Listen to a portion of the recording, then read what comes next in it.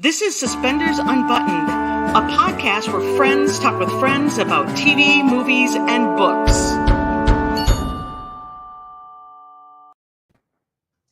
Hi, everyone, and welcome to Suspenders Unbuttoned podcast. I'm Julie. And I'm Sarah. And we're excited to have Melissa Peterman with us today.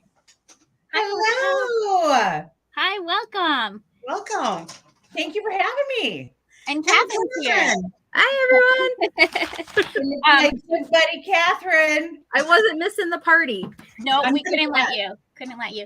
Catherine, why don't we start off by just kind of explaining your story and how you connected with Melissa? Melissa has been on the big shows that I followed was Reba and Baby Daddy. And then when I found out she was from Minnesota, we had that extra connection right there. I already loved her, but then, extra like that. Mm-hmm. And so I started tweeting with her on Monday nights when they did Baby Daddy. She would do live tweeting. And believe me, beyond excited when I got a response back from her. I was like, made my day.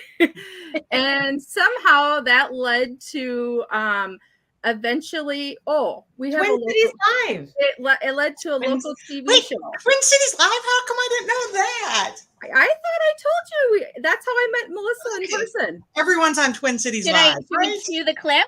Yep, go ahead. Okay, let me see if I can do this. Are you ready? Is this the right one, Catherine? That is the right one. Somebody Okay. from Twitter that I know. Catherine, Somebody in from the Twitter? audience, who we talk on Twitter, and she says, I'm coming today and I get to meet you. And so I get to meet you, Catherine. Catherine. And I refuse to let the rest of you guys see anything more because I am so embarrassed by it. But I mean, beyond thrilled, but I was the biggest dork because I ended up co-hosting for a few moments with Melissa and Steve Patterson. You were genius. Why would you cut the clip? We'll play it afterwards. Okay. I'll add it in later. It was so cute. Wasn't that the day that Steve also ordered sub sandwiches? Yes. And so what the embarrassment started is he asked me what I wanted because it was this bit that they were ordering Jimmy John's and we're going to have, I don't exactly know what your guys' bit was, but the delivery guy was supposed to come in at any time and they were going to see if he or she would be on the show.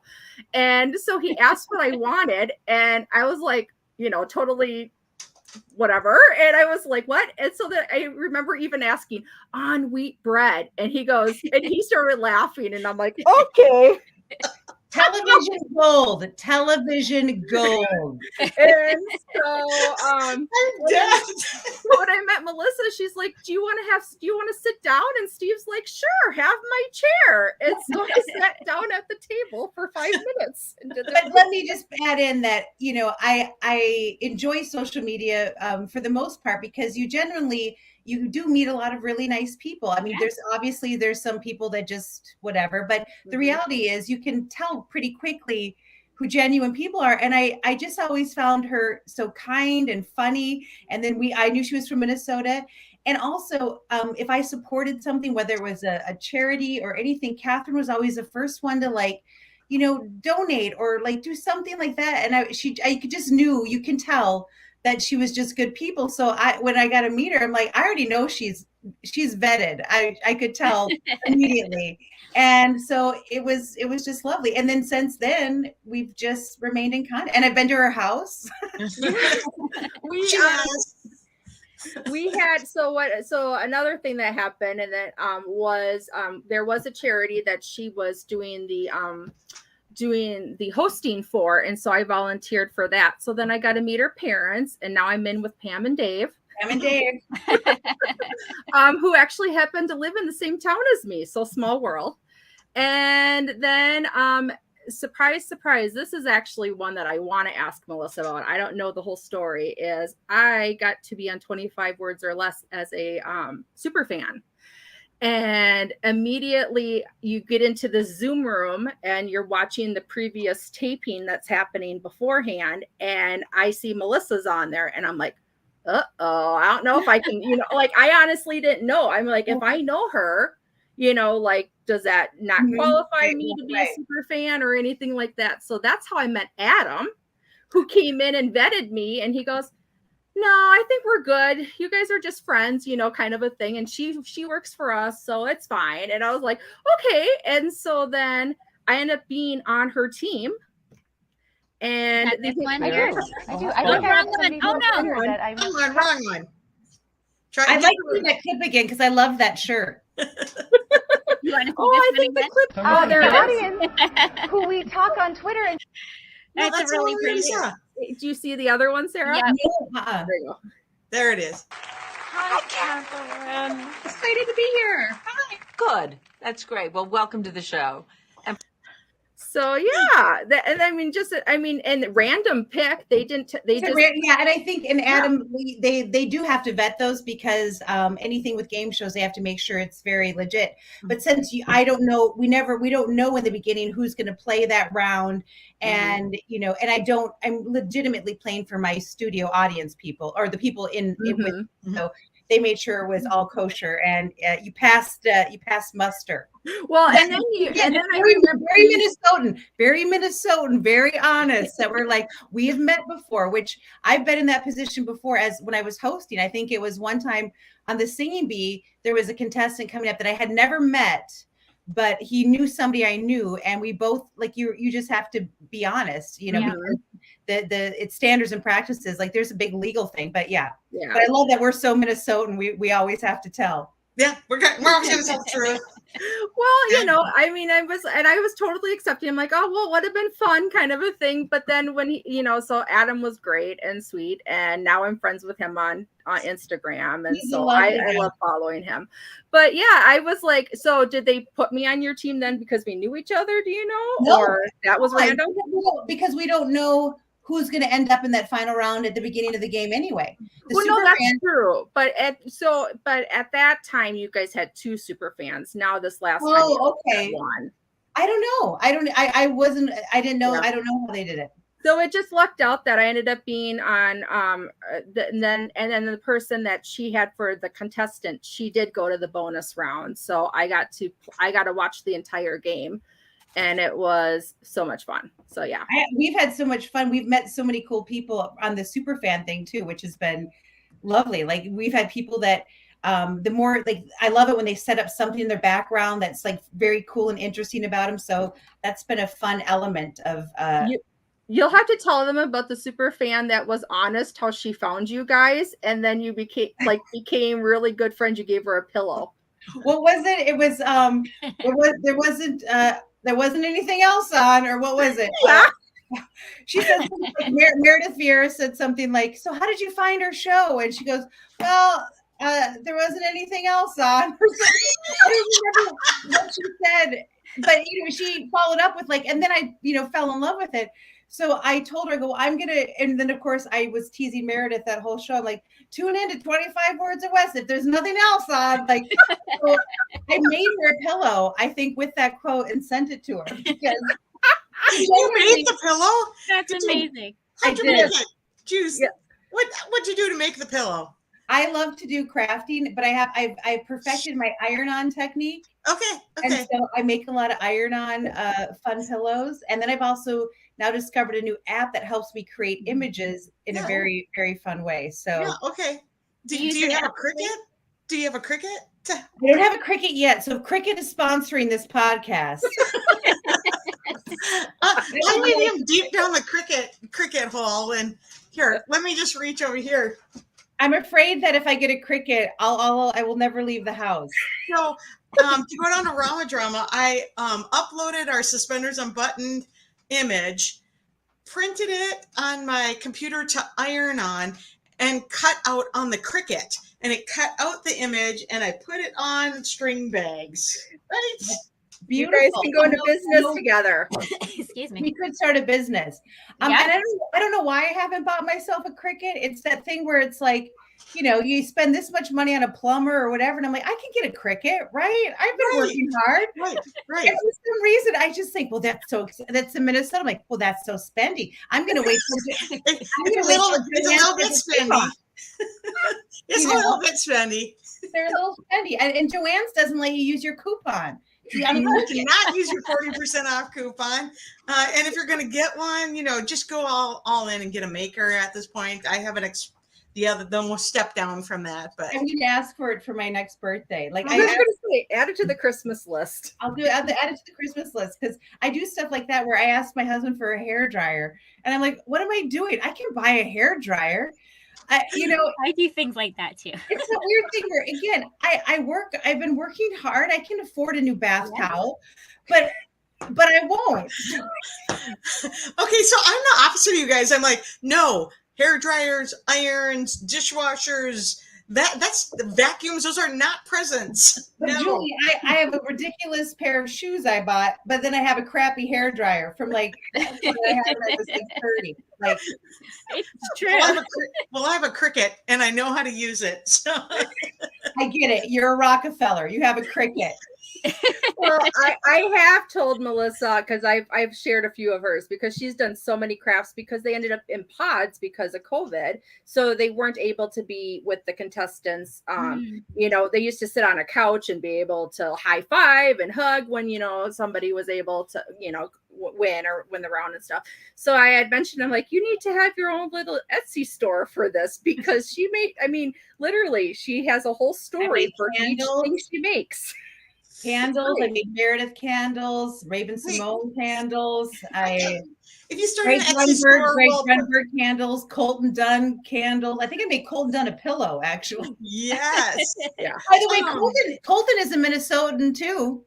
Is he? Yeah, Colton was on Superstore and so really left out. He is so funny and so talented and so nice. Like, yeah, Minnesota. Yeah. Okay, who do you know from Rhode Island, Melissa? Because that's where Sarah's from. Sarah, one of my favorite girls, Jen Bascom, who we did improv together, who now lives out here. One of the funniest girls was from Rhode Island. Oh, I don't know her. I think we only have like one. I think, who is it? Viola Davis is from. Well, that's a good one, Sarah. Yeah, That's good one to have. Pretty cool. She's kind of the queen of everything. So that's the next town over, but I think that's our only like. Oh, and the Farley brothers. Okay. Then you're good. Then yeah, you're I think we used to work on one of them. Viola Davis and the Farley brothers, right? What else is there? There you go. I can't think of anybody else. We're not very cool. We're not Minnesota. I'm just going to say, first of all, you're smaller than the Twin Cities.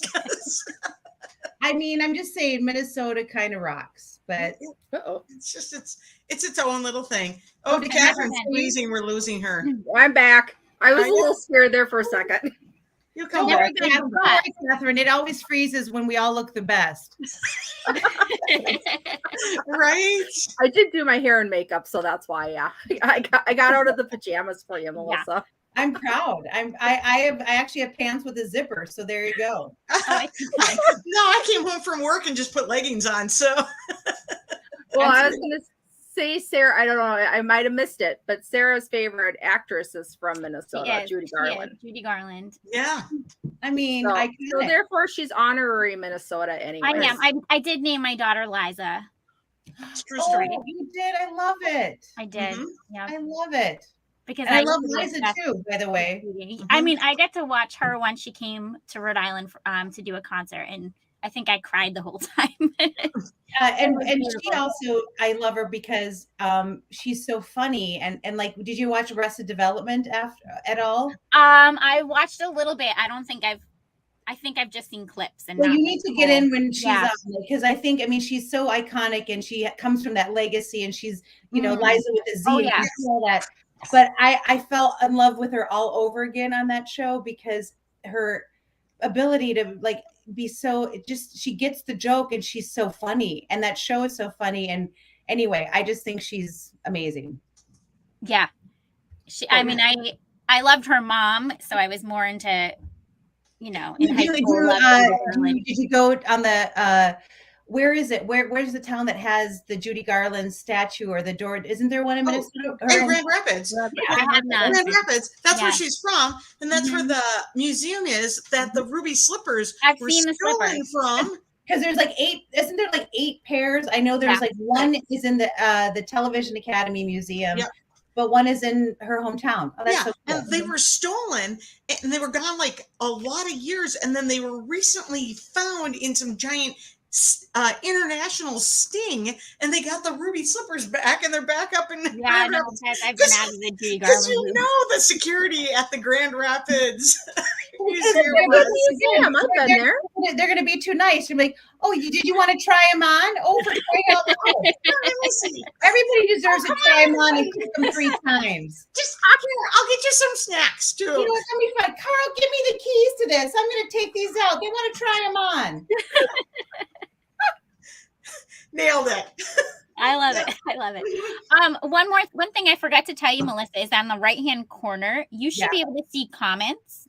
Oh, anybody that's making comments live. Oh, I see so we them. have people on YouTube and Facebook. So just so you're aware, they're there. We're terrible at telling our guests about that. I see that. Oh, Stephanie told me that Brad Pitt is here. Stephanie, is Brad Pitt with you, or are you Brad Pitt? I feel like Brad Pitt is from her state. Oh, okay, got it. But I'm in my head, Stephanie is watching this with Brad Pitt. Oh, for sure. Let's go with that. Stephanie saved Catherine and I, so that's her claim to fame. Absolutely saved us. Our plane got canceled in Florida, and she had an Airbnb, and we just like crashed at her place, man. Yep. See, when one of the fan, like, that's such a lovely thing when you meet people. Like, I know that, you know, in this crazy world that sometimes social media or meeting people through that can be like, but a lot of, you know, I believe in the good, and there's so many good people out there. And I agree. Well, we all met, by the way. We only all met in person last month for the first time, and the podcast has been going since last October. And Sarah and I have been friends for 2 years. Yeah. So isn't that weird? You all meet in person where? In Rhode Island or Minnesota? We met in West Palm Beach. Oh, West Palm Beach, right, for the event. For Rama Drama, which everybody is saying now, can you come to the next one? And Sandra, I see Sandra trying to run Melissa's fan club. That's me. If anybody runs Melissa's fan club, co-president. Sandra runs a wide variety of fan clubs. I'll be co-president with Sandra. I love that. I don't know if I have a fan club. I thought it was just my dad.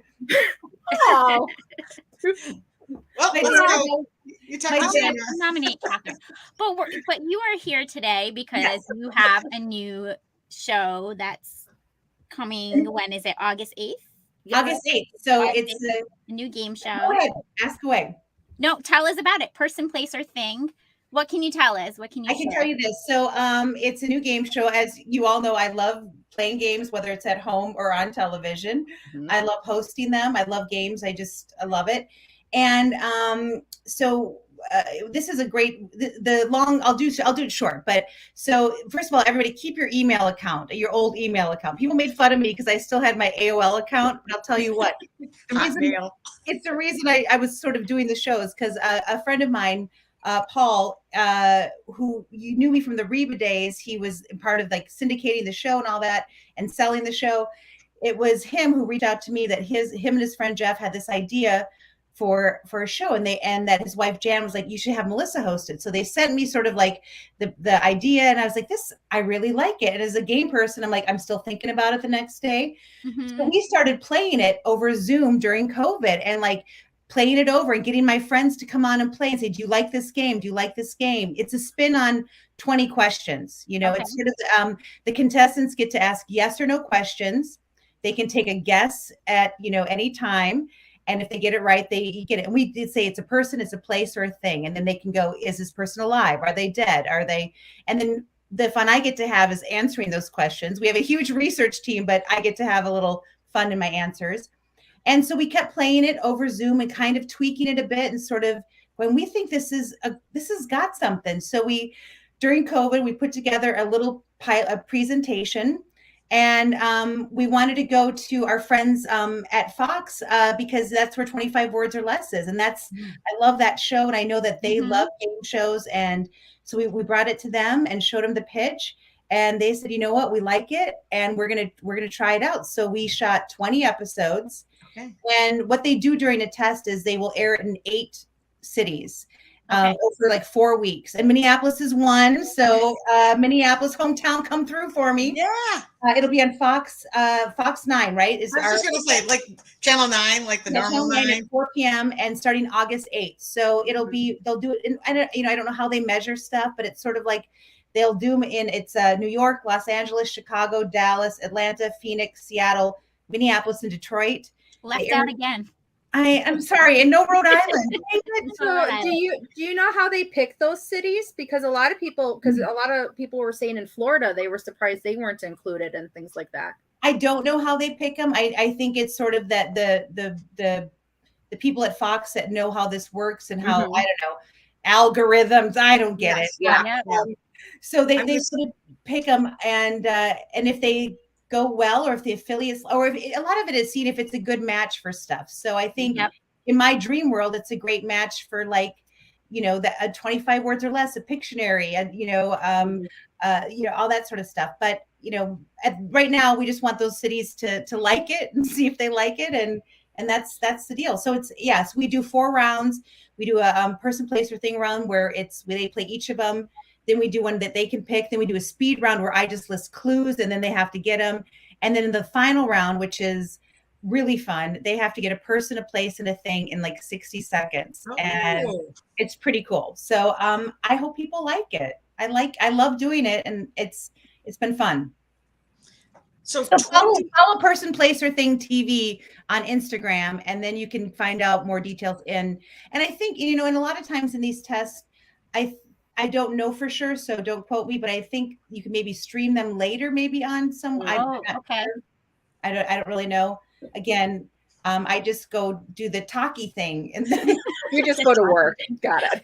I just have fun and play the game, and I go, okay, tell me if I need to come back to work again. And it was really sweet. Meredith was so kind. Like, she sent me flowers after we finished shooting. I mean, she's a class act. She is like, and she said, Melissa, I heard it went great, and so proud of you. And I was like, if I'm 1/10 as good as Meredith, I would be happy on any day, because she's such a pro. And yeah, so I'm excited. I felt good about it. Like, you know what I mean? Like, if I go to an audition and I did as best as I could, I know that I nailed it, and I still don't get the job, I feel okay. It's when I go to those auditions where I go, you know what? You didn't seem prepared. You choked. That kills me. And so for this one, I felt that when we did this, everyone on that crew, they worked so hard. The contestants were great. We did a great job. And so if it gets to go, the only things we'd change are like the tiny, like perfecting it, like that we did our job. So I feel good. It's in God's hands, and we'll see what happens. Did you guys get to have an audience for the test? We didn't. I think partly is because you're making so many so fast. Mm-hmm. But but the contestants, we were all on stage together. There was no, we weren't in like a pod. They were there, which was, so we, and then the crew, which I made them be my audience. So I'm like, if I get a laugh from you, David, I know I'm good. So we were all together, which was great. So we weren't going from that. So that was really fun. Mm-hmm. So person, place, or thing in our post for the podcast, in that you can click on it and it will bring you to the Instagram, and you can follow there. So we do have it linked up in the post, actually. So 20 episodes, that's a lot, right? In game show world, that's kind of the norm for what they would do. Like, I am going to go do some Pictionary episodes, which I'm so excited, because I love Jerry O'Connell. He's another one who's so good at it. And they're going to be doing, some days, I think they do 7 a day. Oh, and wow. And for 25 words or less, we would do 5 a day, sometimes 6.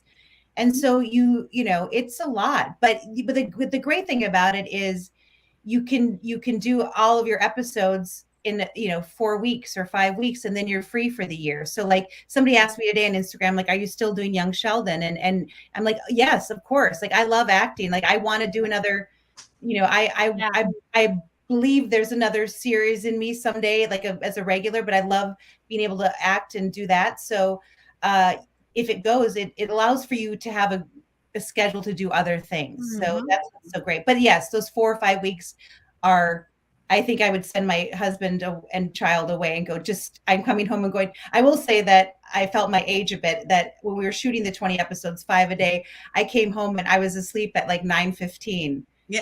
Or like 8:45. And I was like, am I really calling it? I'm calling it today. I am. Take your shoes off, Melissa. It's over. You're going to bed. So. Going to bed. Yeah. I think about Meredith too, and like Jared, like when you do that, like you just got to focus for those weeks, and that's what you're doing, and be rested and ready to go. Yeah. Yeah, you don't have time for anything else outside of that bubble, I imagine.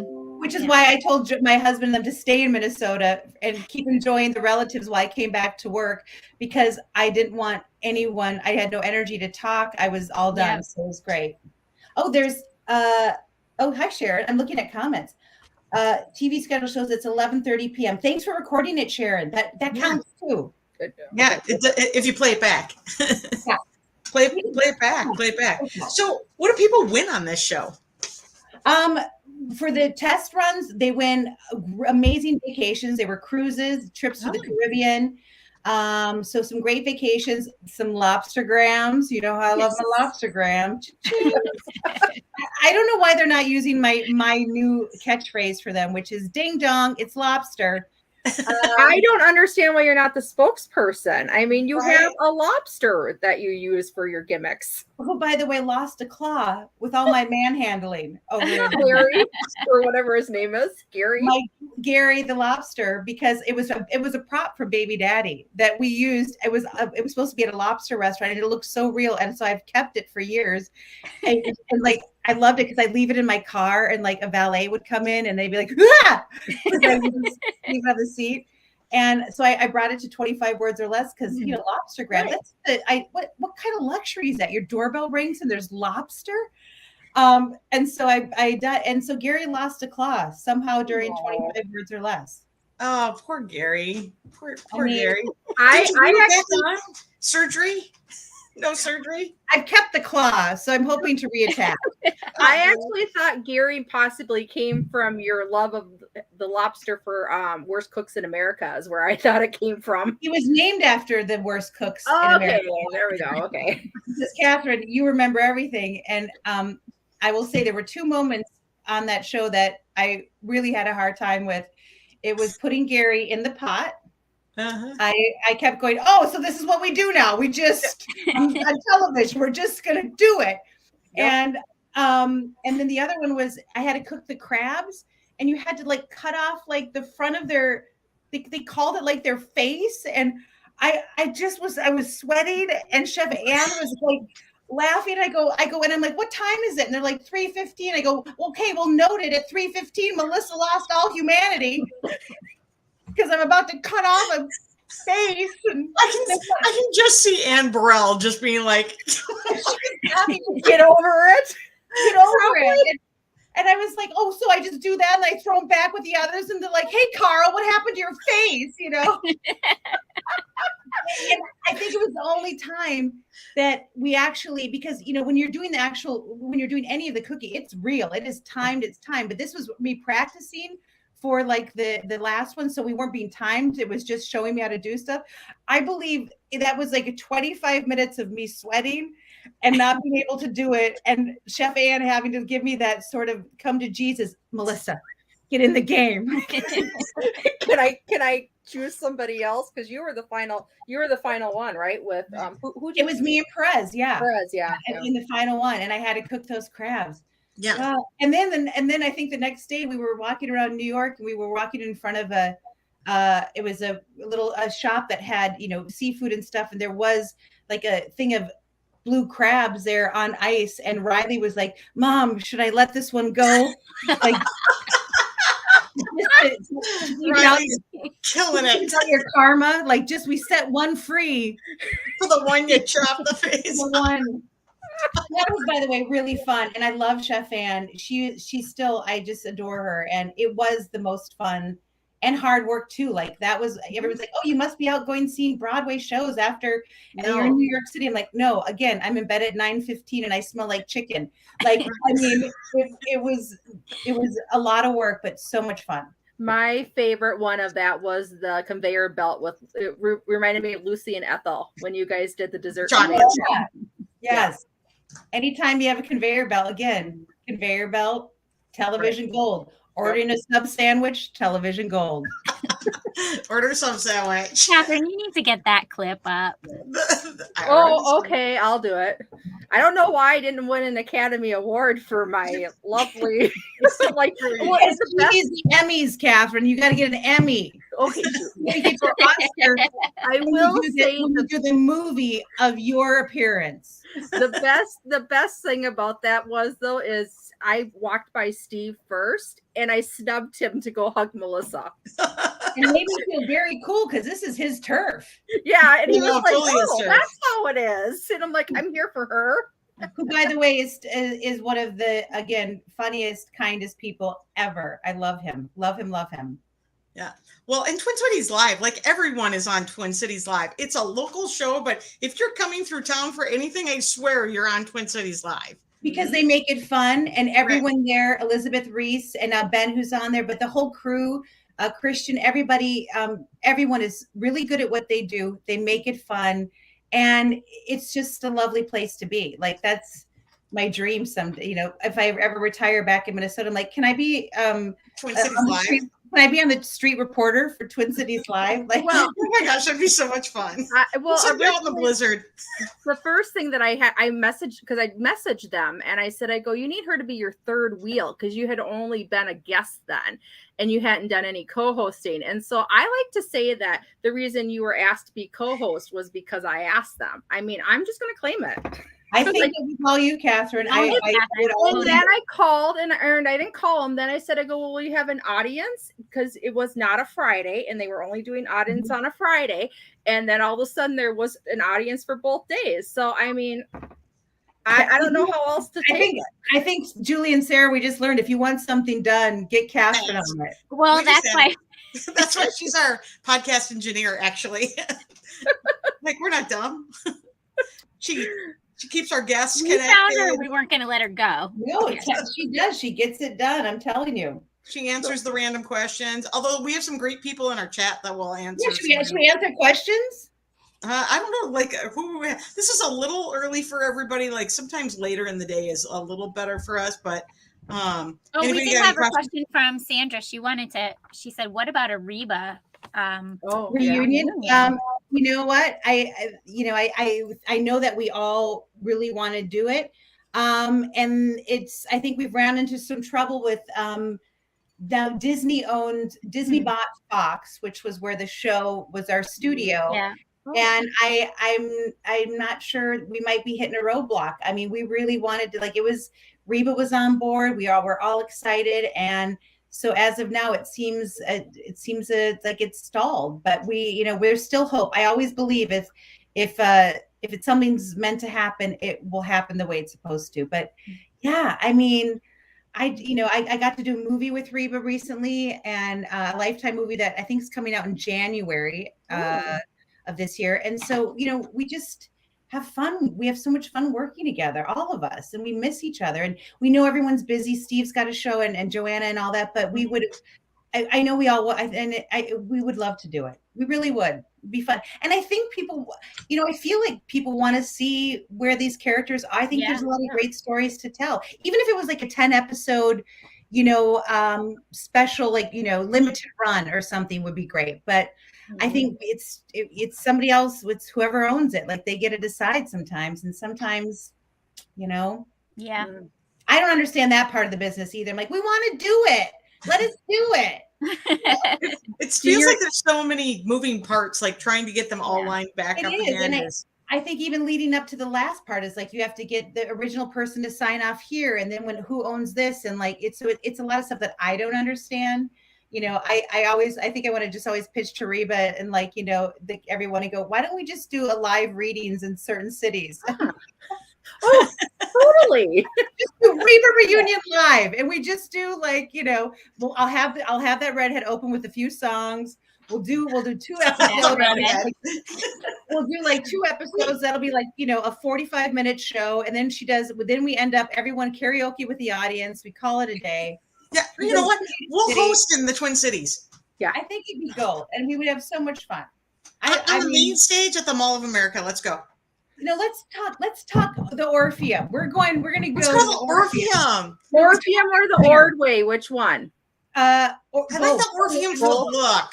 The Ordway is more contemporary, which is I can park in my parking ramp too. There's that. But well, I want Julie to have convenient parking, so I guess we're gonna go with the Ordway.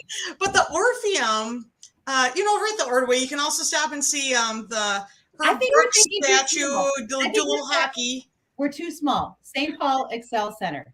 We're Yes. not out. There we go. So I work right in St. Paul. So Actually, I would vote for Mystic Lake for the start of it, but that's just me. no, not Mystic Lake. Well, But you like Reba in just did a there. concert there, so Smoking. Ugh. you like Oh, to they don't gamble. anymore. You like to gamble. anyways, no. Yeah, she does. No, I got to No, so bingo. She does bingo. Have right? have either of you guys been to a Reba concert? They No. really, me too. They do for the theme song from the Reba show, I'm a Survivor. They always do a video clip, or they and Melissa pops in for the video clip unless she's lucky enough to be there in person. Knock things down. Don't mind me. So the Barbara Jean and Reba Love Fest is real, and it's so much fun. I love watching that. You guys still have that great connection. P.S. Did you not notice that Julie almost passed out? I did. I threw my mug on the ground, but I got it back. It's fine. We're fine. It happens a lot. Yeah. And back in the day, I would do it live on tour, and she's touring. I think she announced her fall dates again. Yeah.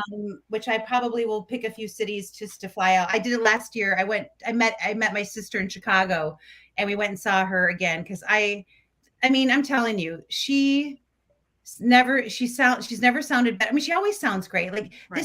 she has not changed keys or anything. She can hit every note.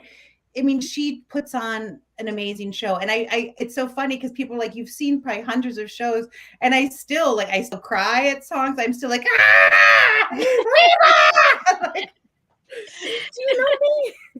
I know you. Don't you think it's worse when you know them though? Because you're like so connected and invested.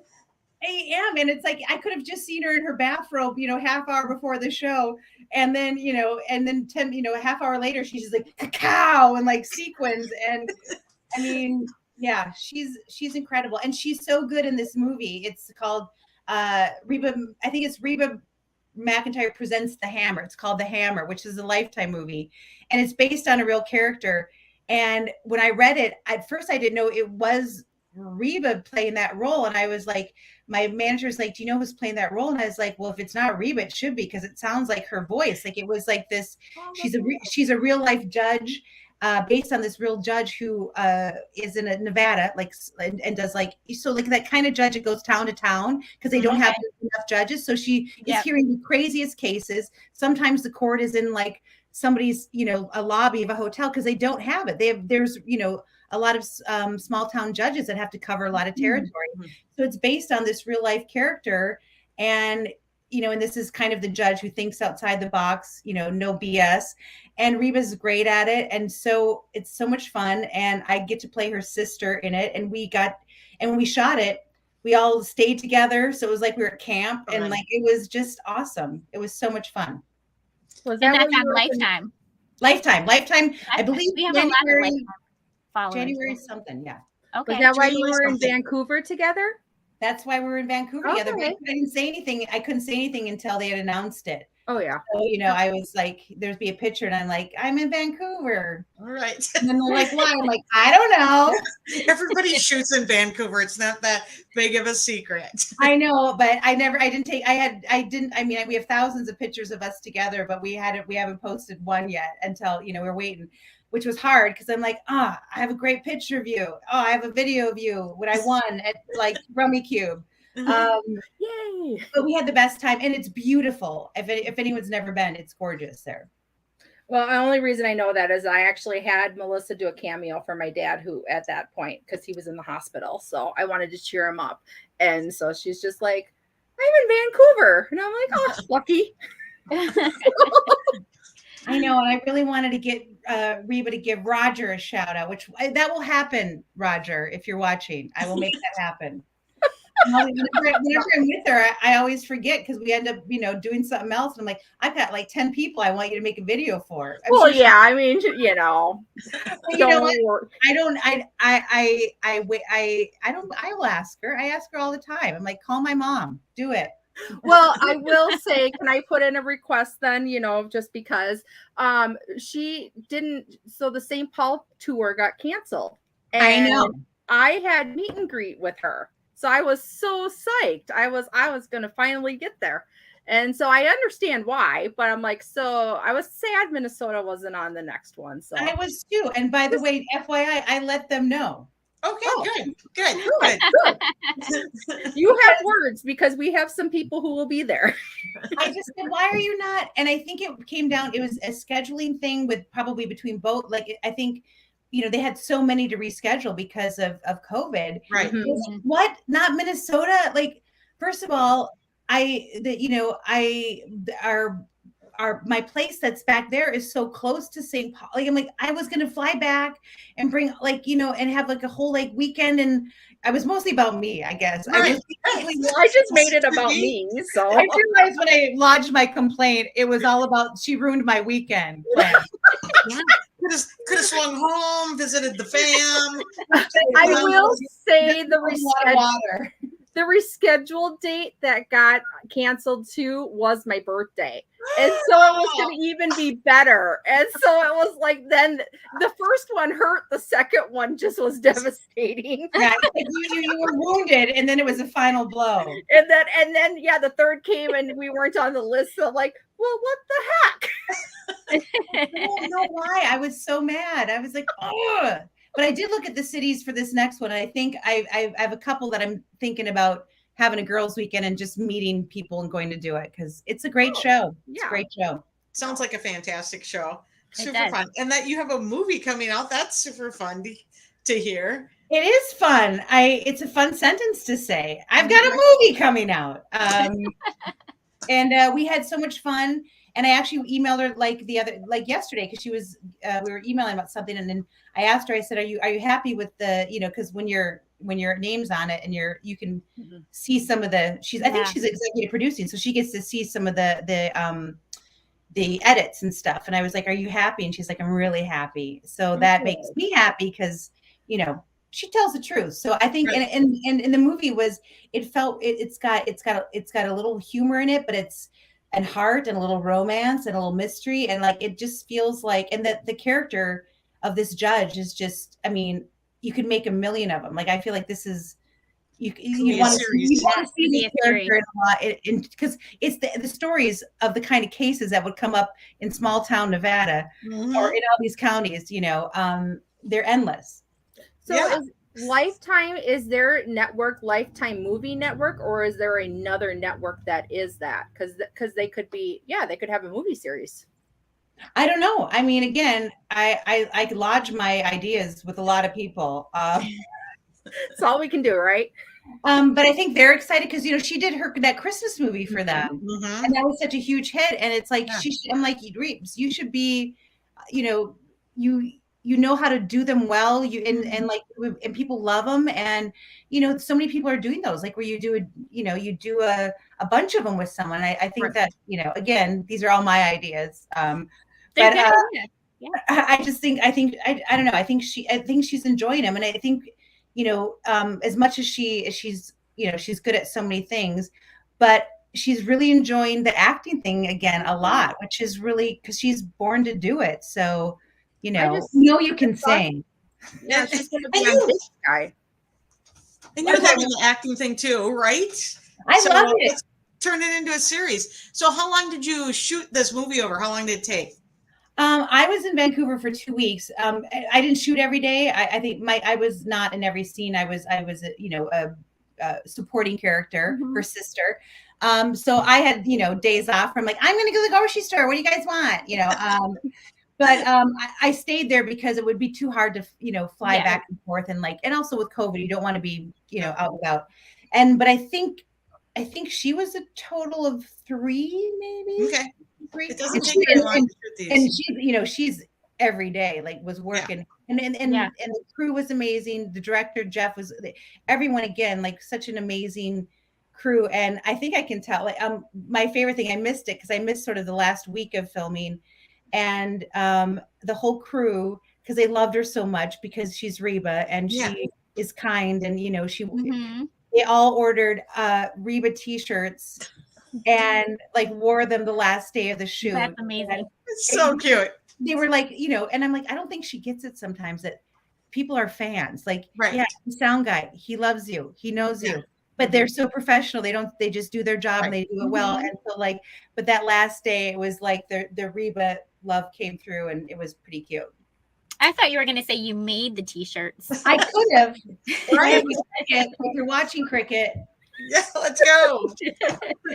Get us both sponsored. I want an upgrade to a maker. Yeah, we need a sponsor for this. We need Cricket, and what else?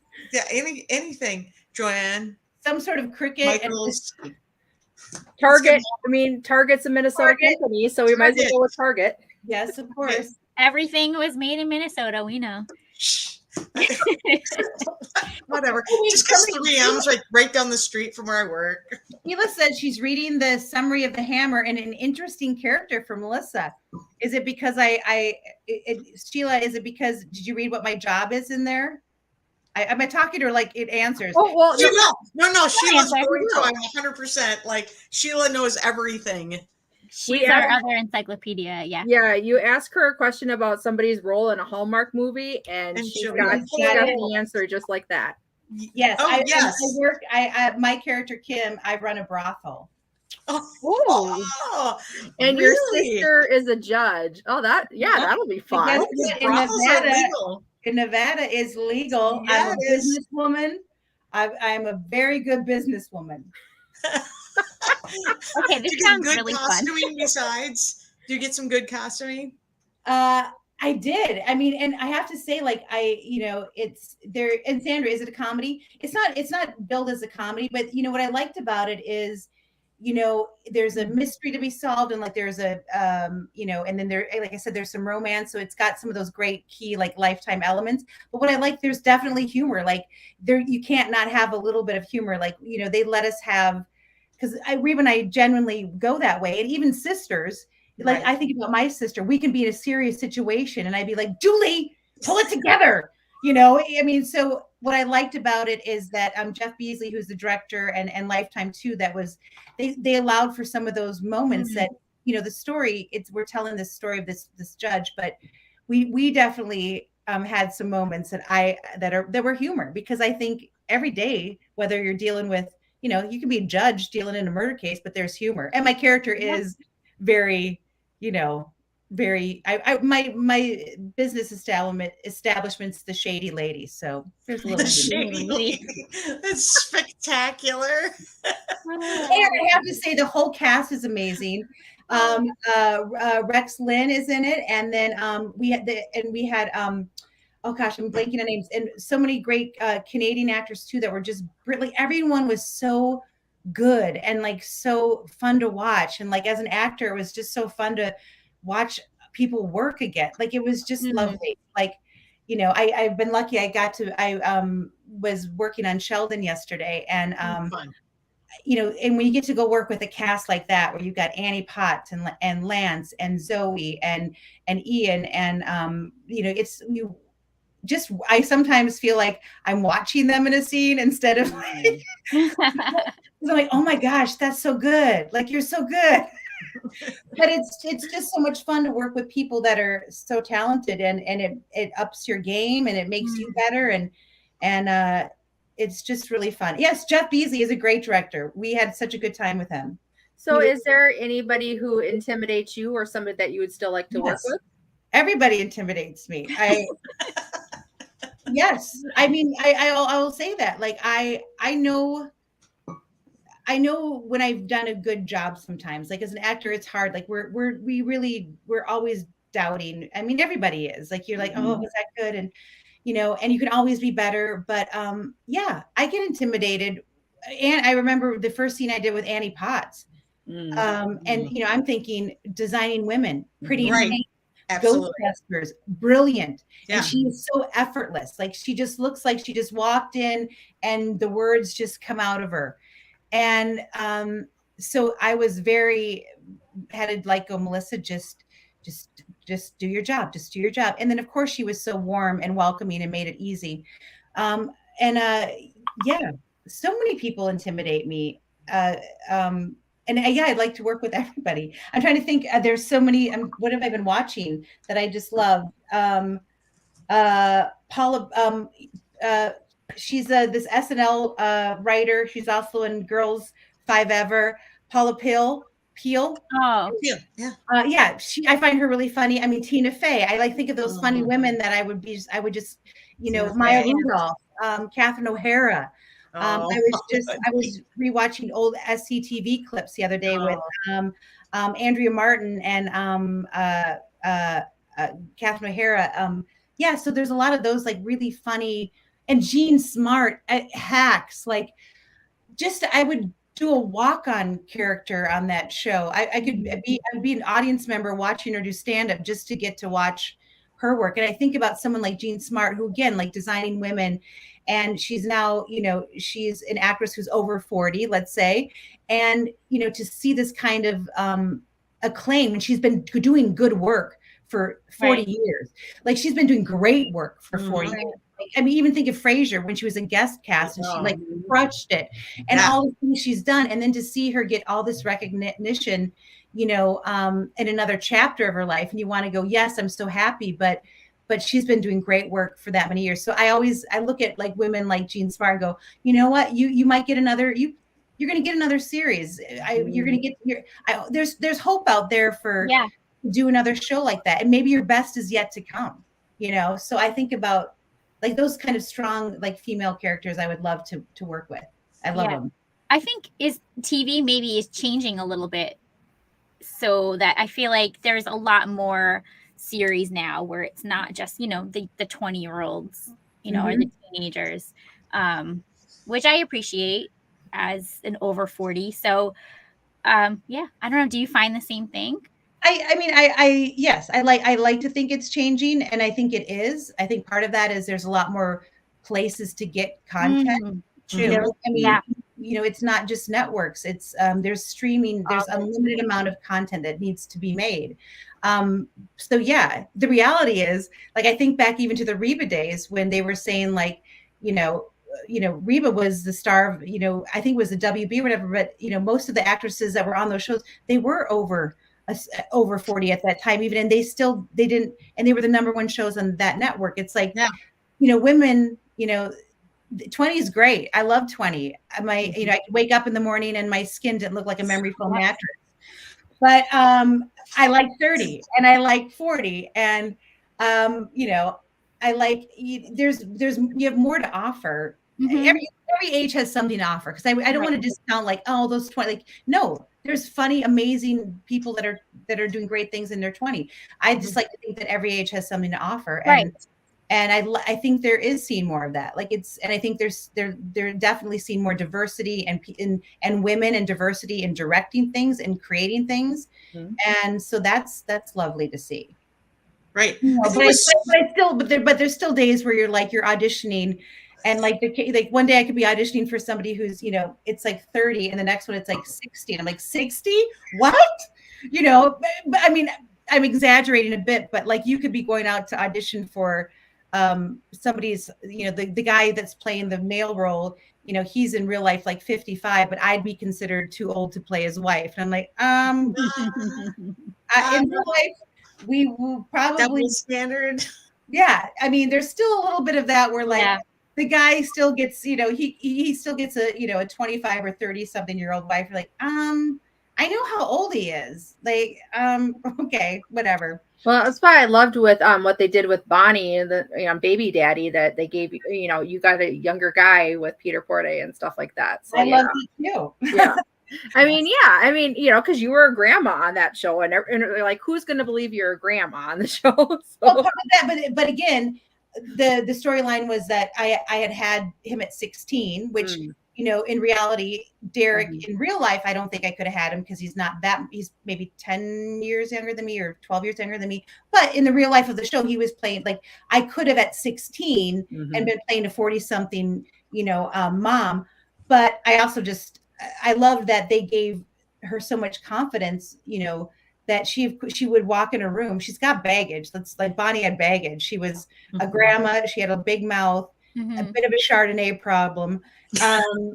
And she walked into every room assuming that every guy, no matter how, like, why wouldn't he fall in love with me? Yeah. It's not me at all. Not me at all. And I always would say to Dan, I love that you created this woman with unbelievable confidence at this age. And I got a best friend out of it. I got Peter, so, and by the way, I think you know that story, Catherine. He was meant to be in one episode. It was meant to be like a one episode that Bonnie dates a younger guy. Isn't that hilarious? And then he comes on and we have such good chemistry and he makes me laugh so hard. And we could go toe to toe with each other of like, you shut your mouth, And so they were like, he's got to be her boyfriend. Like he could be the guy. And then I ended up marrying him on the show. So yeah, I love that. Super fun. In the comments, Niner Girl, who's Angela, says, I'd love to see Melissa in something with Peter again. They're great together. So I would too. Let's have a movie. I mean, we always, that would be a dream come true to do something with Peter. And he's so great. Like he's been doing, he's done a lot of Hallmark movies and he's also like trying to get into where, with a group of people to self-produce stuff and sell it. So, I think our dream is to always do like one of those movies that has a little more comedy in it and, fun in it. Cause I love, believe me, I'm addicted to Hallmark, the Christmas, I can watch them all day long.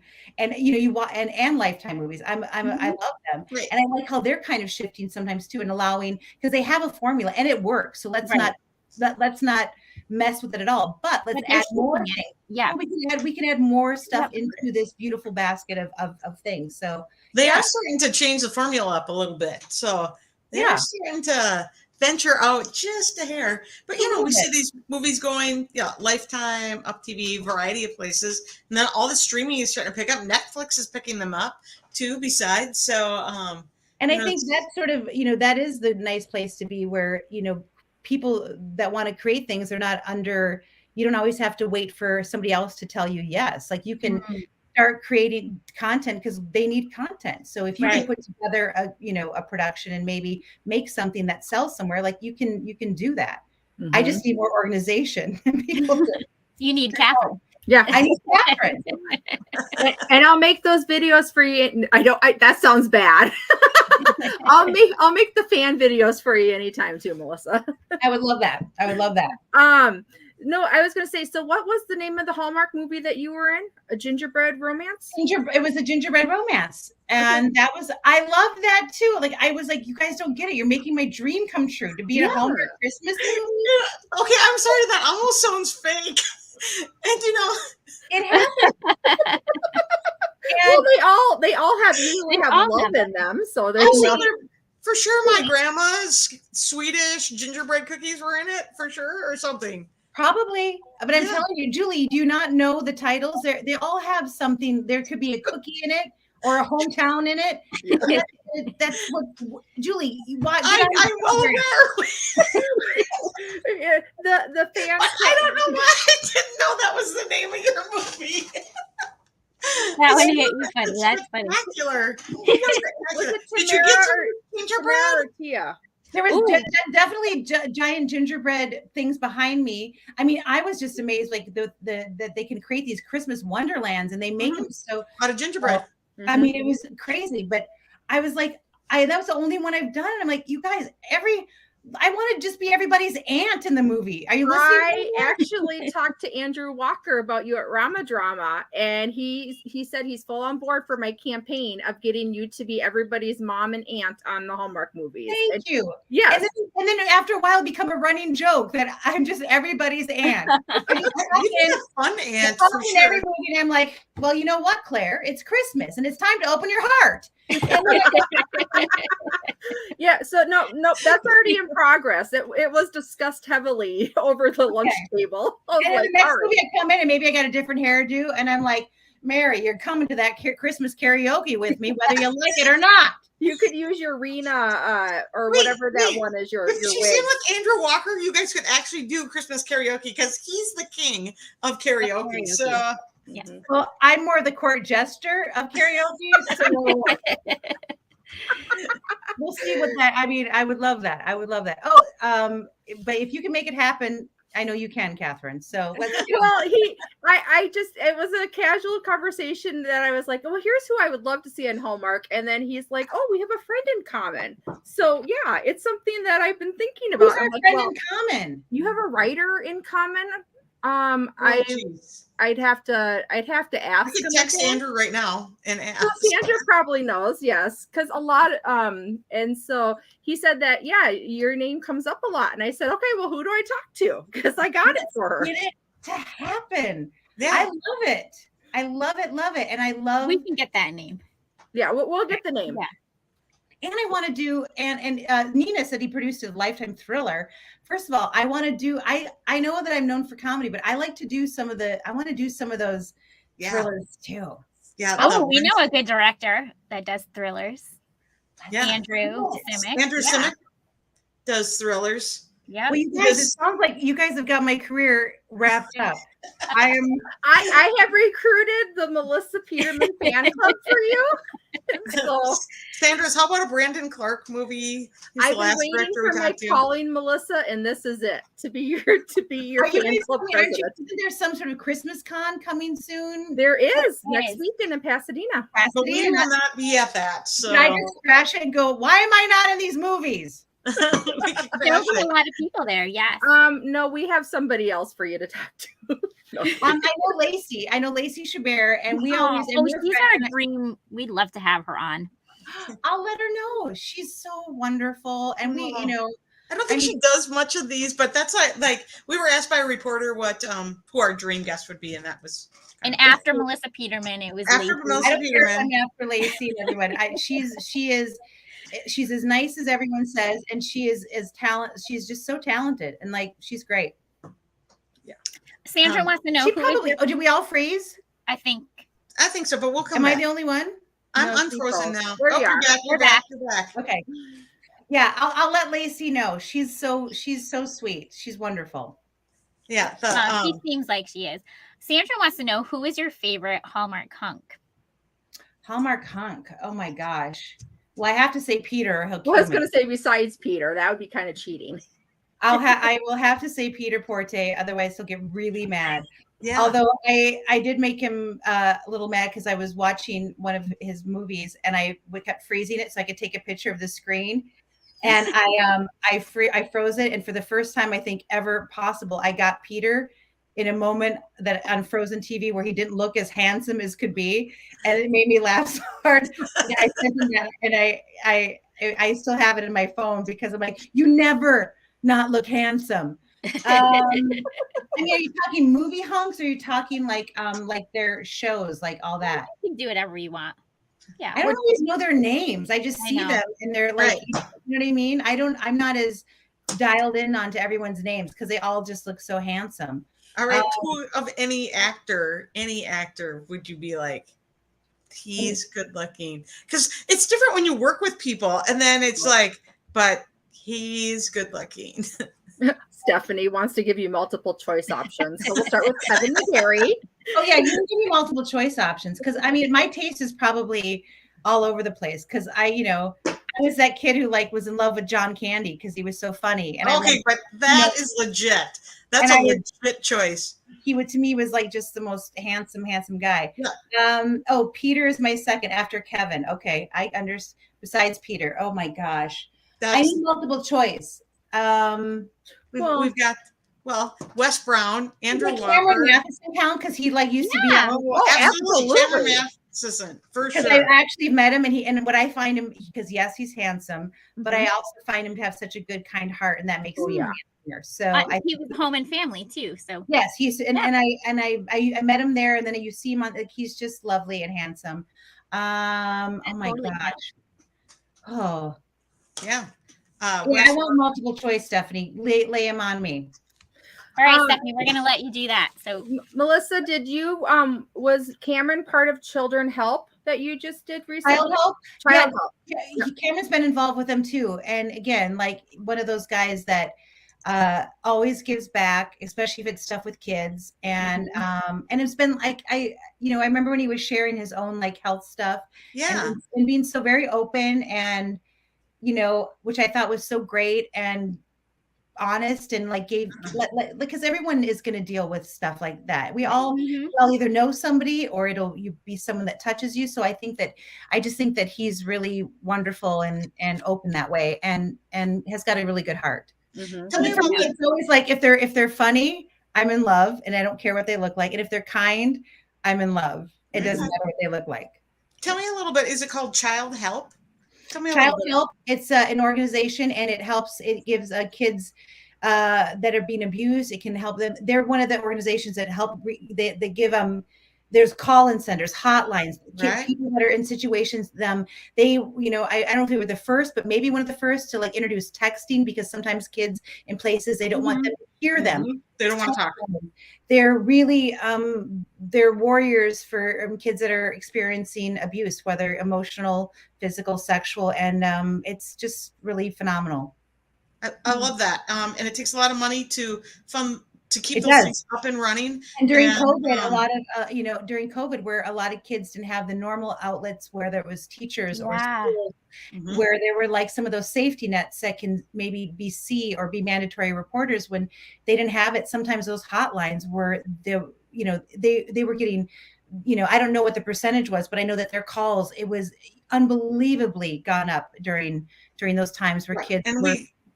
We saw the spikes at work. I mean, we saw way more happening. So Julie works at the Children's Hospital. I work at Children's. That's why she's saying. Do you know my friend Eric Nelson, who does Star Studio?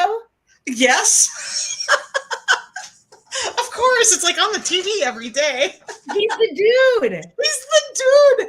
The dude. Okay. All right. No, he also like hosts like when we have our anniversary dinners and all that kind of stuff. We went to Mankato State together, theater department. P.S. You probably already know this, but he's one of the funniest. So funny. beings. When I was in college with him, I mean, I still can remember scenes he did in like acting class that I would just die. His physical comedy, he was like Jack Black. Like, I mean, and what I love is that he's using that with kids. Again, funny and kind. I'm telling you.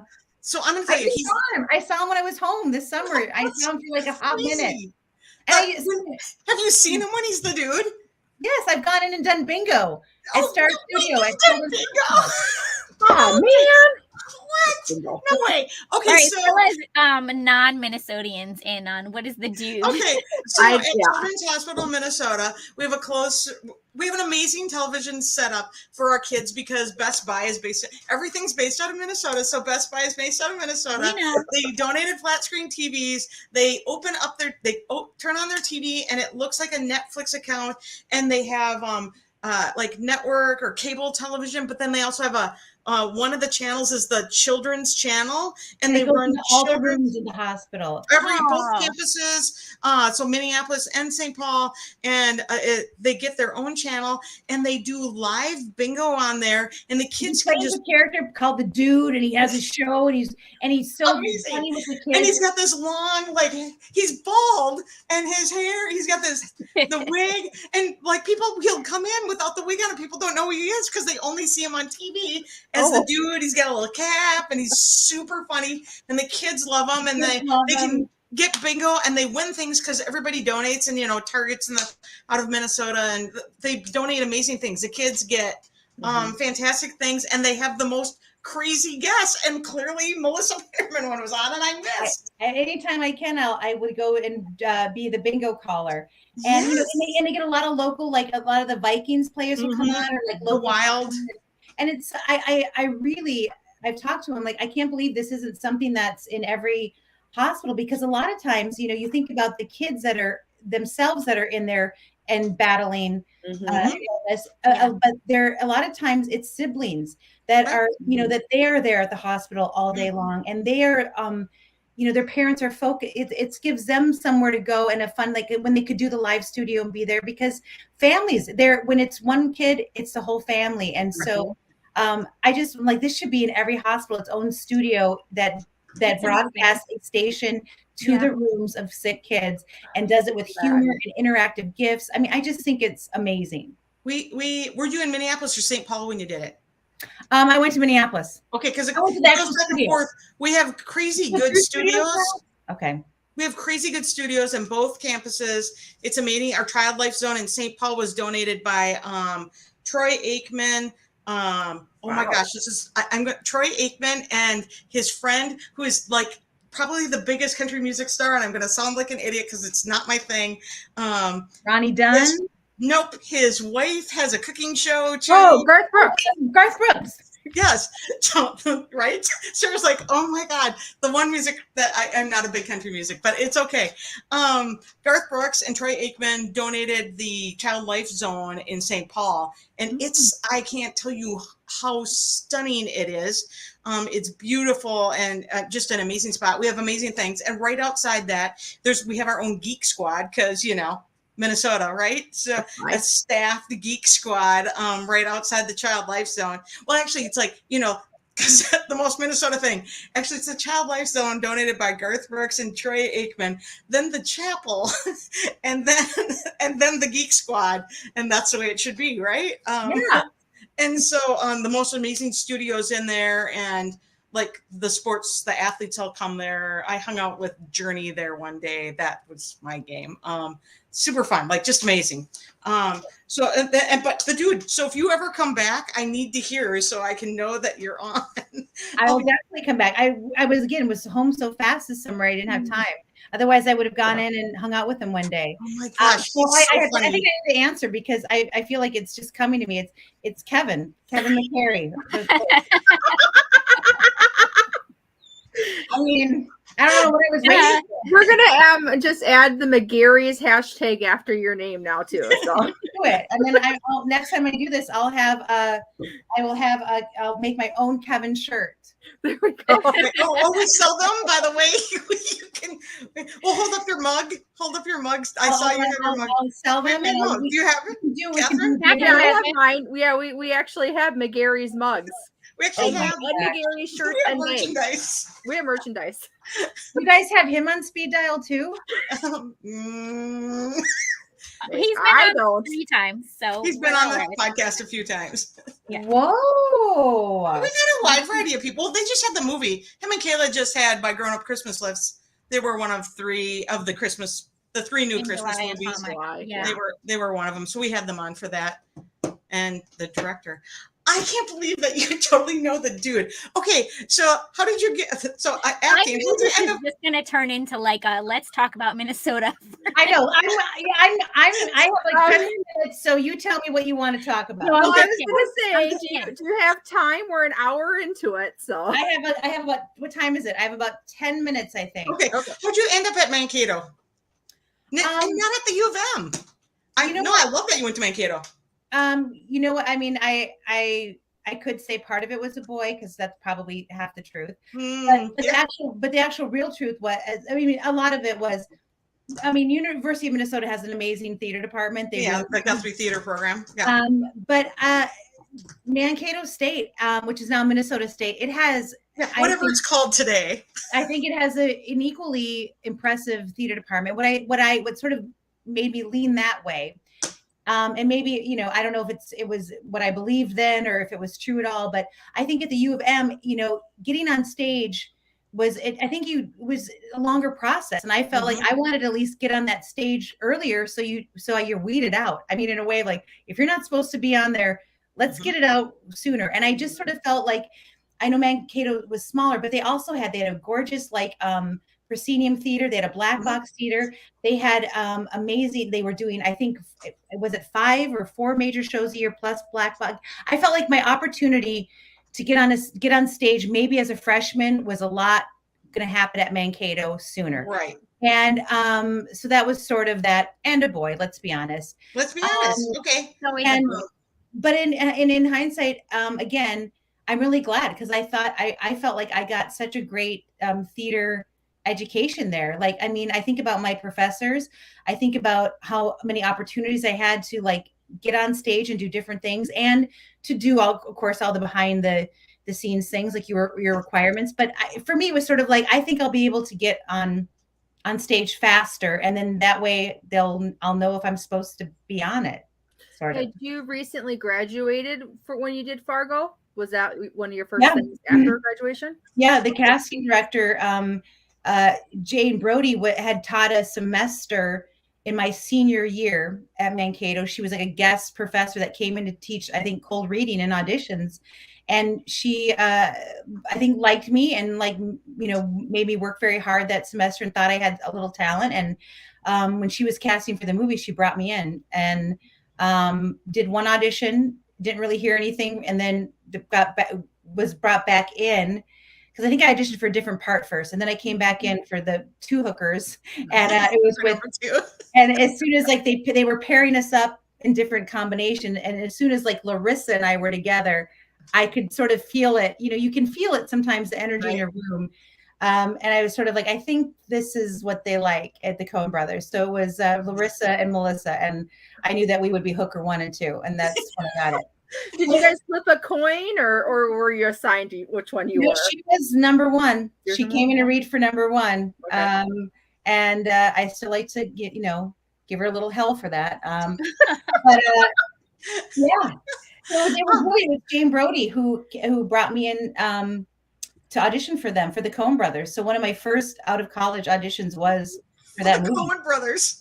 That's crazy. And I was so dumb. I mean, I was so dumb. Mankato, I'm just going to tell people though, Mankato's in southern Minnesota. It's south of the Twin Cities. It's not a big town. It's an okay sized town. There's like a Walmart and a Target there, and there's some shopping, but don't diss my school. And by the way, Mankato also, Julie, is a home of Laura Ingalls Wilder. Yeah, it is, for sure. 100%. No, I think it's right. So my daughter went to school down there also. I'm not dissing the area at all. She went to Gustavus. But I was back in the cities, and I was waiting tables when I got the audition for them. And that's crazy. It was crazy. But I meant a dumb meaning that I was sort of like, I didn't know it was Joel Coen. And I asked him for change for the vending machine when he walked in, because I thought maybe he was like, I didn't know, because I knew who the Coen brothers were, obviously. I mean, but I never, at that point, it wasn't like I had a cell phone. It was good. Like, you didn't really see pictures of director. Like, right. I knew that they did Blood Simple. I knew that they did Raised in Arizona. It's like I knew of them, of course. I had no idea what they looked like. No. And I asked him for change for $1 so I could get like a Mountain Dew. Yeah, you did. Like, I mean, again, so many bad choices in that sentence that I was going to drink a Mountain Dew right before an audition. I mean, I don't know. Hey, no, it was like very on point for the times though. Like you were killing it. And I walk in there, and I was like, oh, that's the guy that gave me change. Where did you film? I like to think that my naivete was refreshing to them. The bar scene we filmed. Oh gosh, it's a famous dive bar. I think right over the Minnesota-Wisconsin line. Oh, right over the headlamps. It was known for some weird tradition of, I don't know. Right. So they that's where we filmed the bar scenes, I believe, and so they rented it out, or that was a location that day. And then the other scene, I'm just gonna say, it's really just a suburb of St. Paul when you go over 94 and go over the river into to Hudson, Wisconsin. Yeah, I mean the exteriors were the Blue Ox, right? It's okay, What was that place called? I'm trying to remember. We used to drive there because the drinking age was younger. Drive there because the drinking age was lower, I think. Yeah, 100%. 100%. That's why all my friends, and so I think everyone died on the bridge there on 94. We filmed there, and I think that we had to like finish up by a certain time because they had to open. Like it was time for the bar to open. That's a wrap. I'll never forget it because we were doing the scene, and again, I'm grateful that I was kind of young and naive because I would have been a nervous wreck. I still am. I'm a nervous wreck still on days where I'm like, but Steve Buscemi was there watching us do that. Oh, he looked like the Marlboro that scene, and he was there because I think he probably was up next or whatever, and they were all, he was hanging out, and no way. And I was like, oh my gosh, it's Mr. Pink, from the Reservoir Dogs, and he came up to me afterwards, and he just goes, very funny. You're very funny, and I was like, oh my gosh, like I was so. I just couldn't believe it. I was like, he said I was funny, and I was like, I'm done. That's enough for me. Like, I thought that was great.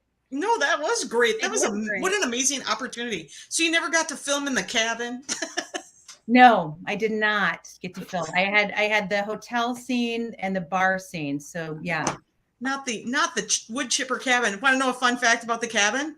Is it your cabin, Julie? Yeah, my friend owns it. They own that cabin. They have the wood chipper? No, it's the Fargo CVB. I believe there's a non-functional one in the front yard. Well, on the land. Okay. They actually bought the cabin, moved it to Wisconsin, so the Fargo cabin's in Wisconsin now. So, fun facts. And is it still a privately owned? They own the cabin. They bought it off of eBay. They moved it to they moved it to the land in Wisconsin. I am not even kidding. I can send you pictures. Melissa goes from hooker to brothel owner.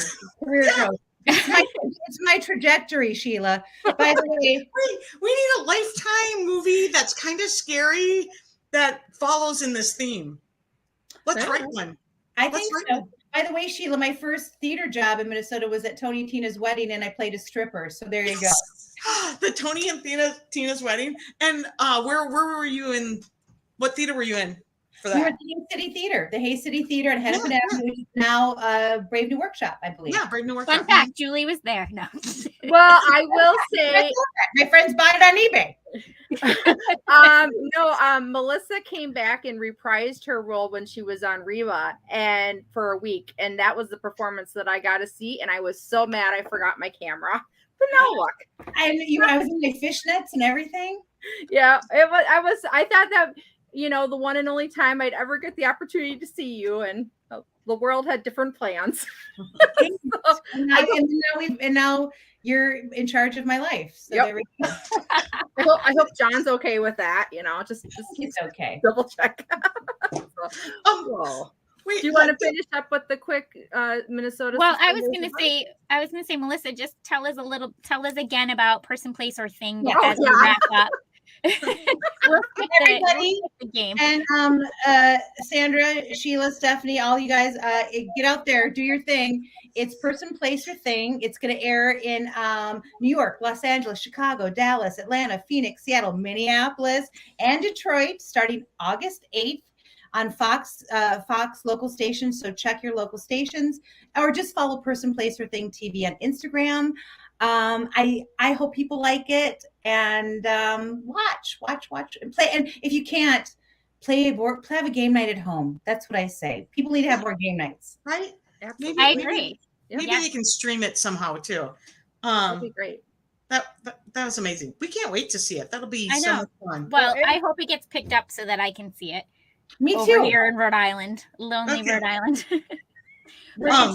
I'll film the TV for you. Yeah. Okay. Okay. We usually do this thing called suspenders or buttons. It's this or that. I'm going to start with Minnesota State Fair or Renaissance Festival. Minnesota State Fair. Every time. Good answer. Okay. Stream at home or go to the theater? Stream at home. Catherine? But I just went to the theater yesterday or the day before. I'm going to ask the most silliest question coming from me. Prince or Bob Dylan? Prince. Okay. Then I'm going to add Prince or Lizzo. Prince. Okay. Yeah. Always. Purple Rain. Every time. It's always Prince. I was gonna say that one I know. You know it. I've got this. The symbol is tattooed on my body, so it's. You do not, do you? I do. You do? Wait. Oh my God! There it is. No way! No way! All right. Have you been on the tour? Have you been out to Chanhassen? Oh, I've been out there. Yes. Yeah. Did you bring your Prince umbrella? My Prince umbrella is in St. Paul, and I love it. And every time I'm home, I'm like, I want to bring it to LA because I want to have it because I always open it and spin it because it's the best thing. But I'm always afraid to bring it, pack it because I'm afraid it's going to get ruined. Mm-hmm. And then if I bring it on carry-on, I'm afraid they're. I don't know. I'm going to get it back to LA. I should just put it in a tube and mail it to my house. Does it ever rain there though? Do you ever need the Prince umbrella? I would never let the rain hit it. It's a Prince umbrella. It was.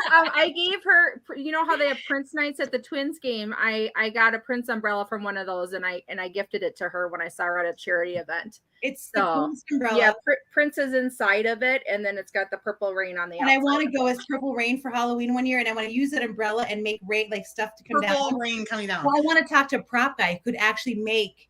Oh, you good purple rain. Like make purple glitter come down, like when I press a button, like every few minutes, like Yeah. You can have purple rain, whatever you want. Yeah. That purple rain night at the Twins game is great because they have like Prince uniforms and Prince hats, and there's Prince stuff everywhere. That's my only connection to Minnesota. Greg Gagne.